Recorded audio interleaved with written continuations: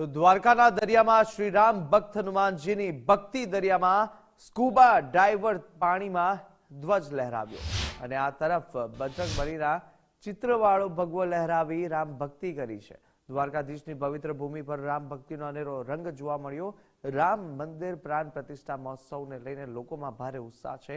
તો scuba driver સાગરભાઈએ પણ પાણીની અંદર રામ ભક્તિ કરી। તો આ તરફ દ્વારકાના દ્રશ્યો કે જ્યાં દરિયામાં પણ ભગવાન શ્રી રામના પરમ ભક્ત એવા હનુમાનજી જોવા મળી રહ્યા છે કે જ્યાં દરિયામાં સ્કૂબા ડાઇવર પાણીની અંદર ધ્વજ લહેરાવ્યો છે અને બજરંગબલીના ચિત્રવાળો આ ભગવો ધ્વજ લહેરાવવામાં આવ્યો। રામ ભક્તિ આ પ્રમાણે દ્વારકામાં પણ જોવા મળી। દ્વારકાના દરિયાના દ્રશ્યો કે જ્યાં ધ્વજ દરિયાની અંદર લહેરાવવામાં આવી રહ્યો છે।